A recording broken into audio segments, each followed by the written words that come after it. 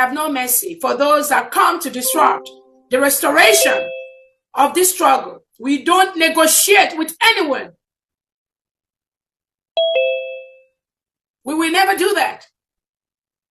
Because when you do things like that, you encourage the same thing to be inside the government, and they will continue to do what they are doing.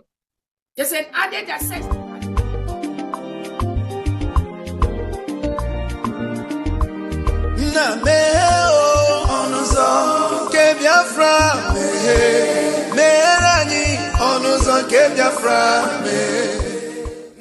Welcome, fellow Biafrans, lovers of freedom across the world. I welcome you once again to this amazing platform where we bring you information that has to do with the United States of Biafra. Information coming from the right source. In this platform, we promote and support the restoration fully and recognition of the United States of Biafra under our Prime Minister, Mazi Simon Ekpa, and of the Supreme Commander of Mazi Nnamdi Kanu. Today, under the leadership of Dr. Ngozi Orebweze, the Deputy Prime Minister. Wherever you are and you're watching this program, I welcome you. Please like and share to all platforms. In this program, we will be continue to show you information that are coming from all angles, more especially things that has to do with the Biafran territory, regardless where it is, whether in the east, in the west, in the north, in the south. We bring it before you so that you can digest it and have a rethink and know where you stand. The only thing that can guarantee our freedom in that contraption called Nigeria is Biafra. It is either Biafra or nothing. And wherever you are, continue to support the United States of Biafra. That is the only way to go. That is the only way you can have good economy and have security. Regardless what you see today, do not get distracted. Do not get bemoved. Continue to stand your ground, to demand for self-determination because it is your right. Do not allow anyone to take away the right to self-determination, the right to self-defense, and the right to life from you. Kindly watch this video for more wisdom. Let's watch. I find it quite interesting that you start out, on such a light note, especially because what's happening right now in Uromi, Edo State is quite heartbreaking, I would say. It's incredibly sad. What's your assessment of everything that has happened, especially the fact that the governor has also weighed in on the issue, his swift response, and just generally that incident that a lot of people would say, is this just going to be extrajudicial killings? Is this jungle justice? Especially from a legal perspective, how will this be handled as a matter of law?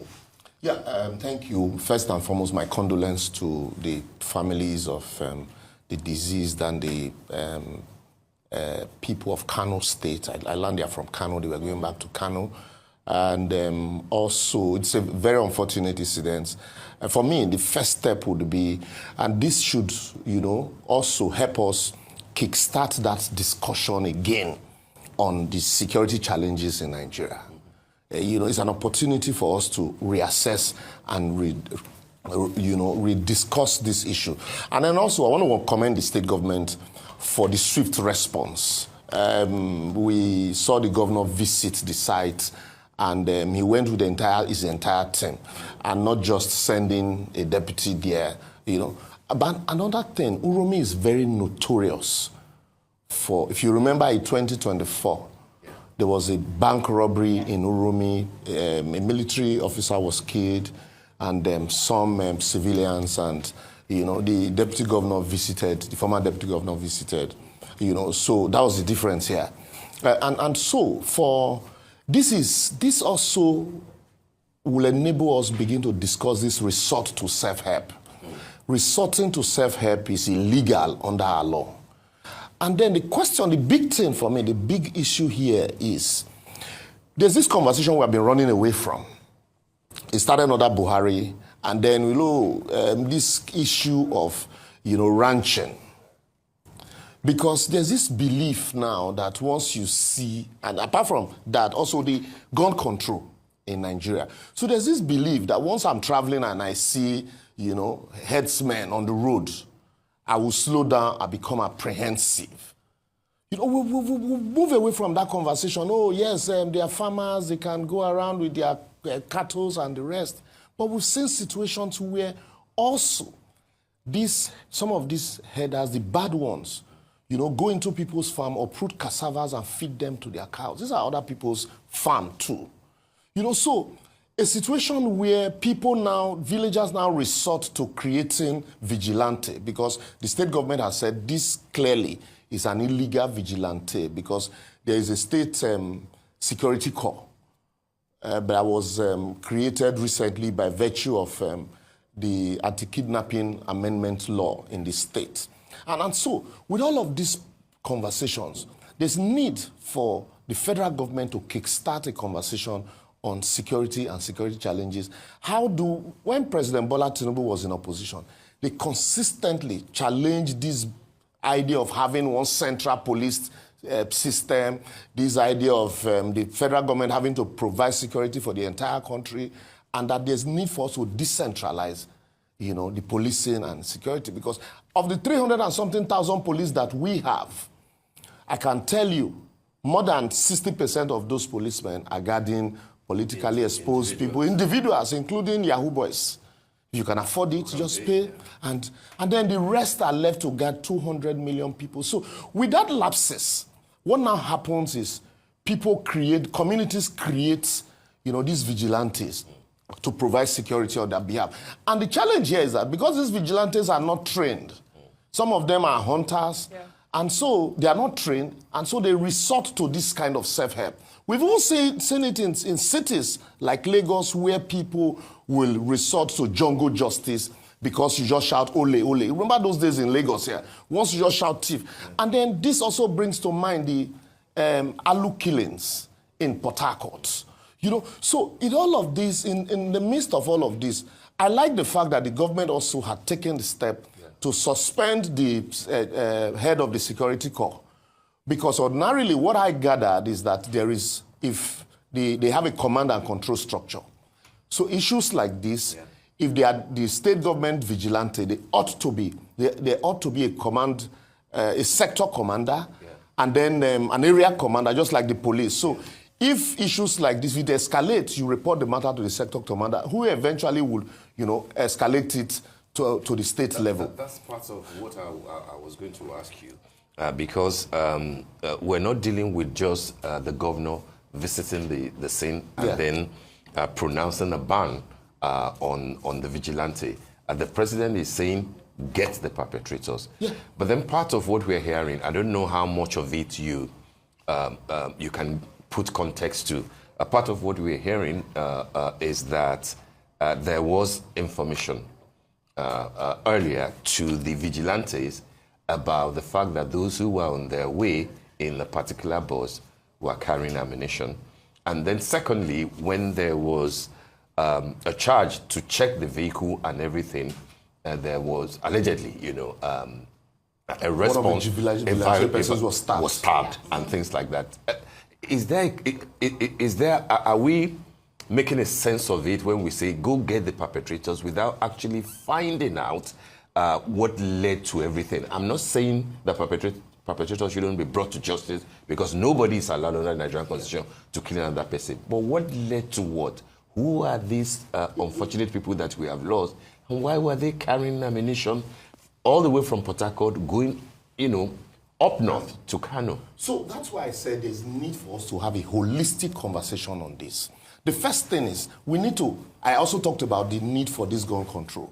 You ask yourself the question, why will somebody, they are hunters, you travel from the north to hunt in the south.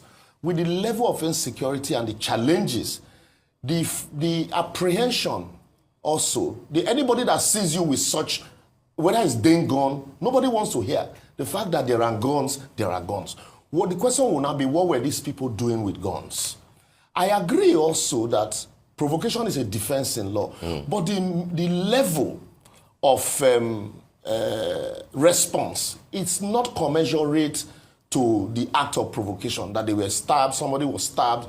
Killing them is not a response to somebody stabbing. And that's why I think that the idea of gun control and the issue of this roaming around and with the kind of insecurity that we have, we should now allow the security to actually, do what we call a forensic auditing, and investigation.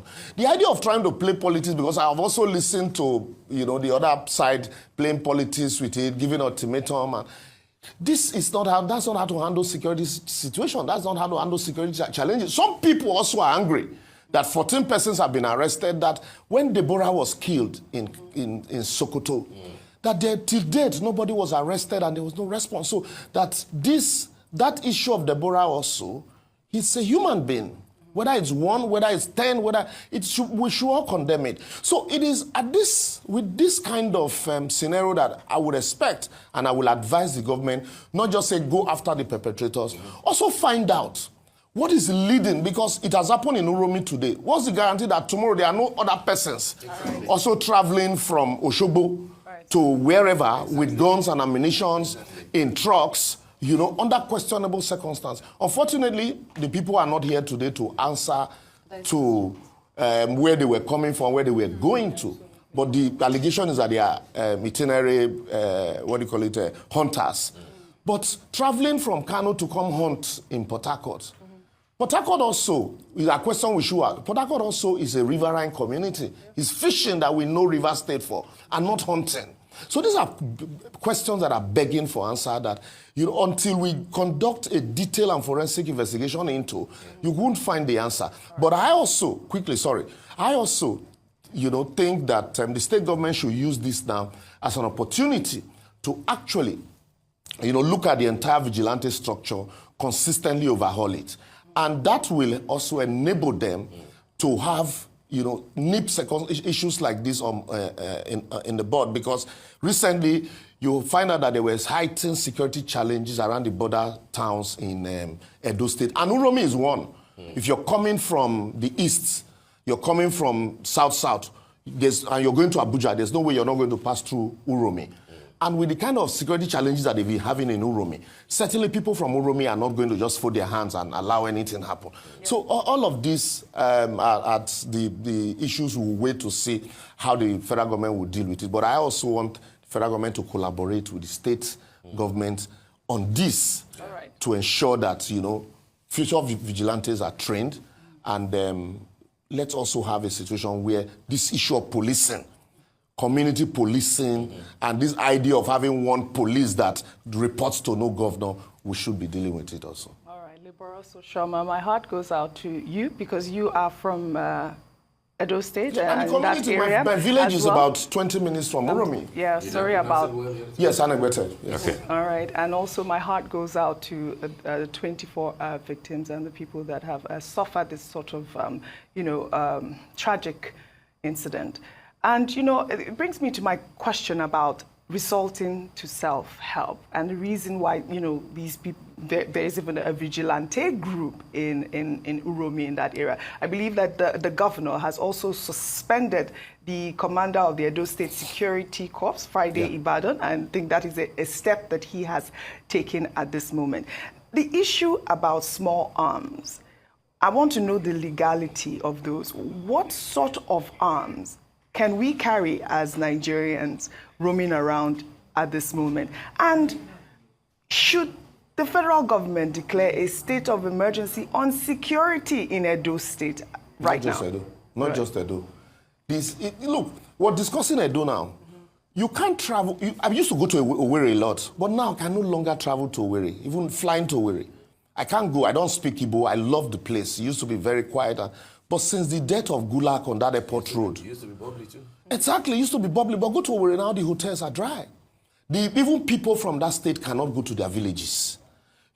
And from recently, I went to, sometimes, some years back, I used to love traveling from Kano to Kazaure to Daura, then Katsina. But today, recently, just last week, there were kidnappings and killings on that road. So it is everywhere in Nigeria. So it is not just Edo State. Let's declare a state of emergency on security generally in Nigeria, and then sit down, have a holistic conversation about it. And then the issue of light arms. Yes. Legally, it is police that are empowered to license, owners of light arms. But with the proliferation of arms, and then in some cases, you see headsmen carrying AK-47, and they tell you because people are attacking their cows. So let's also look at this idea of ranching. It's a business. You can't use your business to spoil mine. You're using your cattle to, move through people's farm. And some of them also have accused the village community leaders that anywhere you see them stay beyond 1 month, they settle community leaders. So this is where the state government also now begins to question some of these community leaders. And before, we were traveling to the village, you travel between that Benin-Auchi road, you can travel at any time. But now, for the past 15, 20 years, 15 years to this time has been terrible. Very, very terrible. That if there are no military and the police on that road, you dare not travel. That is so bad that police will tell you, please, don't enter that road before 9. And once it is 4, stay at home. So would you say there's like a selective response to insecurity in Nigeria? Exactly. What the federal government is doing is a selective response. When it happens in your state, as a governor, you are left at the mercy of the local that you have, like Edo State governor. For me, I feel for him. He's helpless. He's helpless. You train your local vigilante, after donating vehicles to the police, they bought vehicles, and that's all you can do, donate vehicles to the police. And at the end of the day, it is the federal government that will empower them with arms, and we decide who to post to where. So if you are lucky, they post many men to your place. How many of these police stations can actually respond? Imagine, let's assume now that with those numbers of people, and they are carrying not just Dane guns and their other arms, maybe confiscated, concealed, and then they attack a community like Uromi. What's the number of the policemen in Uromi that will respond to such an attack? 0. Because the few that you have are already guarding all the big men, rich men everywhere. So with that kind of challenge, a governor is at the mercy of the federal government. You remember Jonah Jang those days? Yeah. Said, I called the commander at 2 a.m. He didn't respond. So in this case, it is the same thing. That's why you see government are empowering hunters, they're empowering local vigilantes, creating vigilantes, training them. It is the same police and the military that will still come and train these vigilantes. What sort of training do they So why are we running away from having the conversation about local security when it is the same police that will train the vigilantes and you buy local gun, licenses by the same police to give to them to provide security? Because the police is overwhelmed. They can't provide this security. But you've spoken extensively about the vigilante that has been duly appointed to say, by the governors to take care of the state. But in this situation, we're looking at what the governor is calling illegal vigilante operatives. These people are illegal. So now, speaking to that illegality, where do they come from usually? Who empowers them? Where did they get these weapons? And also keeping in mind that for this type of incident to happen, they didn't just show up. They showed up. There was a crowd that gathered. The crowd, nobody stopped them from doing what they were doing. So there was some form of understanding within that area that this is who these people are, because they set up a station in that location where there are no police officers to say, you're not supposed to be here. So these people seem to be illegally empowered as well. That's why the government is saying, these are illegal, we do not recognize them. Because before the election, if you remember, there was this local vigilante also recognized by the government, the previous administration, and then the IG suspended that vigilante in the entire state. And so, on allegation that they were trained for election and all of that, there are so many stories. And then this governor came on board and said, look, we need to restructure, we need to reorganize this structure. This entire, the law, first and foremost, was amended. And then they set up a local vigilante, those security corps. Yes. And so that security corps, they had command structures, command and control structure. And ordinarily, if these people were part of those that were trained, once it happens, the next thing would have been to radio the sector commander at the local government that would probably call for backup. And then maybe they'll move all of these people to their office for interrogation and investigation. But because of the challenges of security across the borders in the state, what some of the communities do, like in my community also, we do it. You see, some of us in the cities will contribute money to protect communities. So they empower their locals. My community had fought a communal clash. Till date, they are apprehensive that anything can happen. So they empowered locals, hunters, and youth in the village to act as vigilante. So these ones ordinarily are not recognized by the government. What do they do when there's insecurity? What do these young people that... So this, because they are not trained, yeah, what they do is what you're saying now. What? They take laws into their hands. And are that's they why the empowered state with government... the Dane guns as well? They have the Dane guns? Yes. Just like hunters. The community are aware of this. Yes, the communities are aware. Just like that hunters is the in the legality community. that I asked you That's the about. You have illegality. not answered that That's the question illegality about- that the government is talking about, and that's why even the commander of the corps, No, I'm security talking corps, about small arms. Yes, Like yes, go ahead. So Carrying that's why the small arms. commander of the security corps is also suspended for failure to rein in all of this small illegal, because it's supposed to be his responsibility to do all of that. But sometimes you can be overwhelming. And so all of these light arms, where are they purchased from? That's the big question. Where are they purchased from? There are people who are supplying them. Sometimes some of them are retired policemen. You know, and then when they are purchased, sometimes they go get license from the same police. You know, so the police will know that, yes, the license gone for some vigilante, but this vigilante do not have the connection, the nexus with the state government recognized operatives. So, but I think with this, what had happened now is now the state government is saying, look, you know what we have put on ground, we need to truly put our foot on ground and ensure that every vigilante, there is a command and control, that every incident must be duly, professionally handled. Okay. And once that happens, I think, and it is across board, not just in Edo, across board in every other state, and then we'll now take that discussion further. Certainly, we'll be able to solve the security challenges to a very large extent, because every security is local. Let me build on that with two questions, Liberals. One will be the vigilante thing. What lessons can Edo State in particular, but of course the entire South in general, what lessons can they learn from Amotekun in the Southwest that involves all the governors there? And I believe Ebubeagu, which one was the one in the Southeast?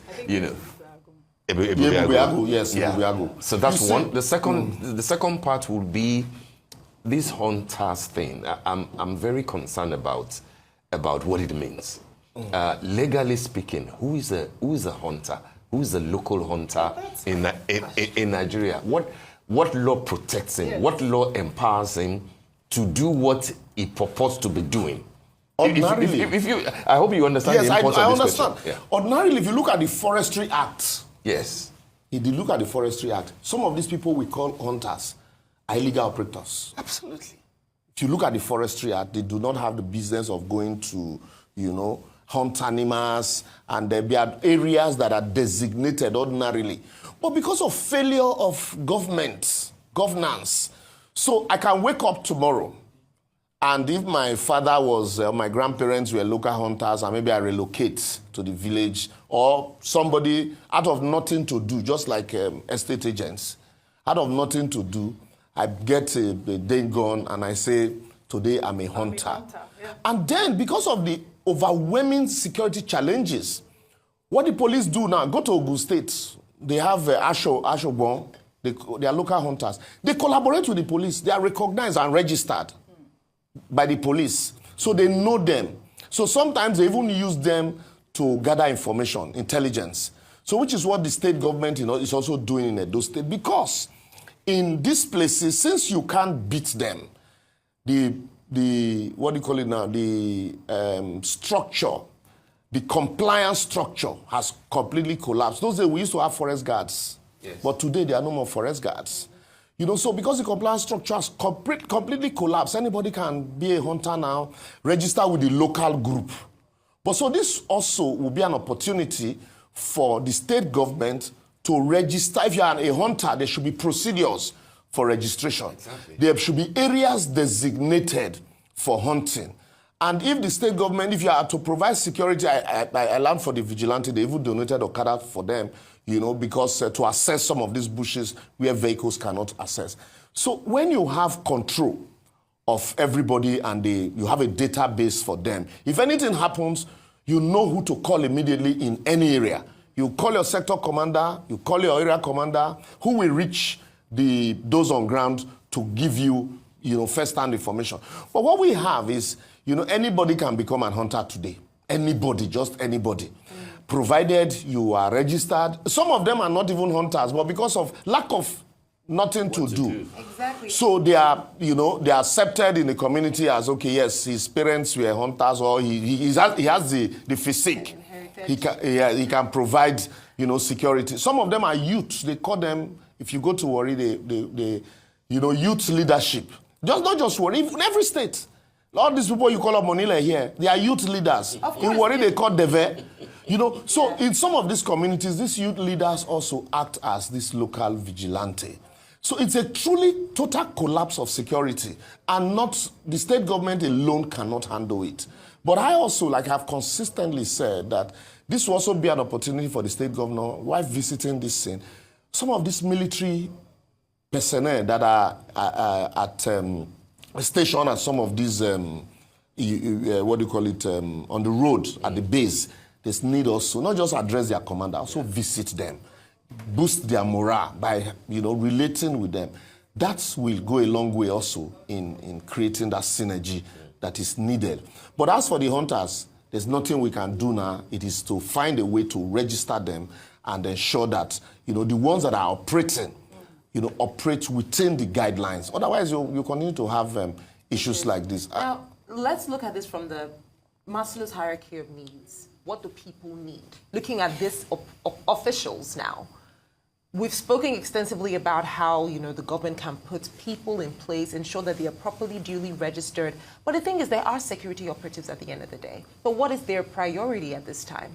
Are we telling the governments to put people to checkmate these issues, people that probably haven't had 3 square meals or even 1 proper meal in a day, or people that can barely feed their families? So looking at this from the perspective of the weaponization of poverty as well, and how that has contributed to the issues that we have today, how can we, and how would you say the government can equally put checkmates in place to ensure that these people are not just working, but then their needs, instead of somebody coming to tell you, okay, because what you said about the Omonile, it's all over, it's everywhere.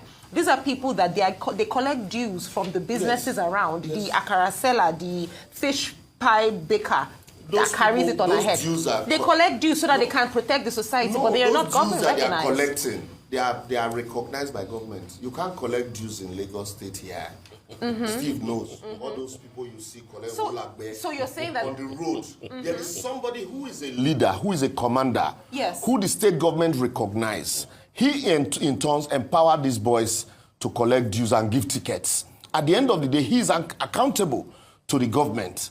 Because also, but you have to agree that they are the dues that are not remitted. No, yes, I agree with you. But maybe not in Lagos, maybe not. But in this case, Edo State, for example, I like the fact also that the state government recently declared state of emergency on education.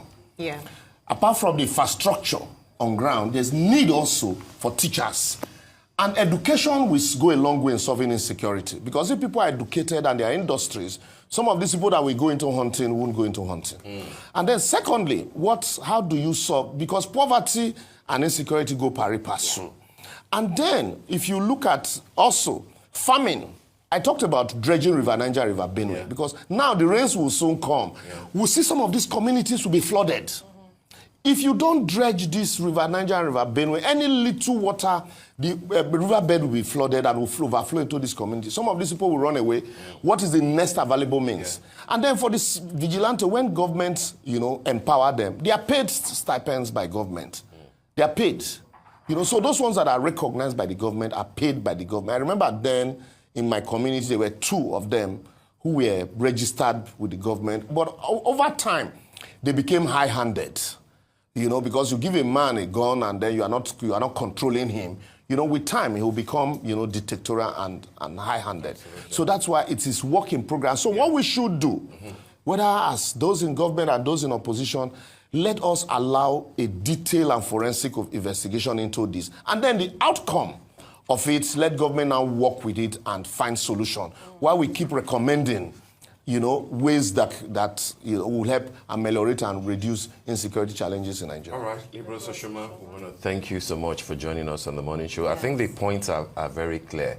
Let justice be done on what has happened in Uromi, but let's also get our policing right. Right, yes. A situation where you have more than half of your police officers guarding every Tom, Dick, and Harry. That was my last point I was going to make, whether this situation validates or invalidates the advocacy for state police. What is the vigilante that the governors are empowering? Yes. It's state policing indirectly. Right. So why can't we just, whether you call it community police, why can't we just have that conversation and find a way to empower the governors to be able to protect their states? Absolutely. All right, liberals, thank you very much for joining us on the morning show. Thank you very much. My pleasure. Thank you so much for watching the program. I appreciate you for your patience to watch from beginning to end. I hope you have learned a lot from this very program that I just played, this video. Please like and share the video. Share to all platforms. After sharing the video, now you can go to the comment section and put down your comments. Whatever suggestions, contributions you have to make, what do you think about the video I just played? Go to the comment section and put your comment. I will go to the comment section, and I bet you I am learning a lot from there, and you can equally learn from there. Let us share our experience on that comment section. Thank you so much, and stay blessed. Don't forget to share, and we continue to bless you as you share. Biafra government, peace, progress, unity, and equity. We move.